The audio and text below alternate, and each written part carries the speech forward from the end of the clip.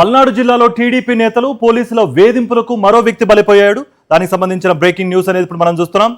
ప్రేమ వ్యవహారంలో టీడీపీ నేతలు తనపై దాడి చేశారని టీడీపీకే చెందిన కార్యకర్త నాగరాజు ఆవేదన వ్యక్తం చేశాడు. పోలీస్ స్టేషన్కి వెళితే తిరిగి తమపైనే కేసులు పెట్టారని వాపోయాడు.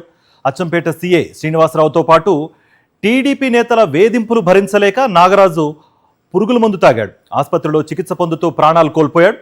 ఆత్మహత్యకు ముందు తాను ఎందుకు చనిపోతున్నానో అని వివరించాడు. సీఐ శ్రీనివాస్పై చర్యలు తీసుకోవాలని, ప్రభుత్వం అనేది ఉంటే తనకు న్యాయం చేయాలని వేడుకున్నాడు.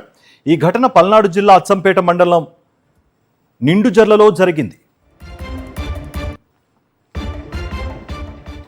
ఇదే అంశానికి సంబంధించి మరింత సమాచారం మా ప్రతినిధి అశోక్ అందిస్తారు. అశోక్.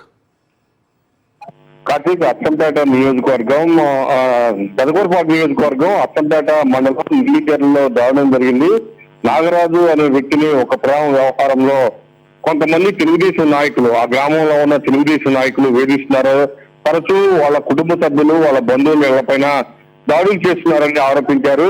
ఇదే నేపథ్యంలో పోలీస్ స్టేషన్ కి వెళ్లి ఎవరైతే దాడులు చేశారో వాళ్ళపైన ఫిర్యాదు చేస్తే ఆ సిఐ ఎవరైతే ఉన్నారో ఆ సిఐ బాధితుల పైన కేసు కడుతున్నారు. దాడి చేసిన వారిపైన కేసులు కట్టకుండా తరచూ పోలీస్ స్టేషన్ పిలిపించి వేధిస్తున్నారని ఆవేదన వ్యక్తం చేస్తున్నారు. పూర్తిగా తన చావుకు కారణం కొంతమంది తెలుగుదేశం నాయకులతో పాటు సిఐ శ్రీనివాసరావు అంటూ ఒక సెల్ఫీ వీడియో చిత్రీకరించి అందులోనే ఆ వీడియోలోనే పురుగుల మందు తాగారు.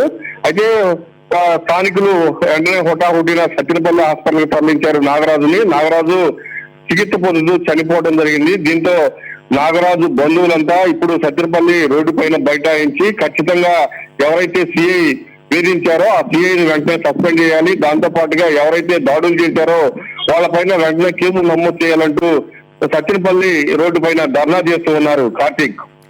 Thank you Ashok. మరిన్ని అప్డేట్స్ కోసం ఛానల్ ను సబ్స్క్రైబ్ చేయండి. నోటిఫికేషన్స్ కోసం బెల్ ఐకాన్ పై క్లిక్ చేయండి.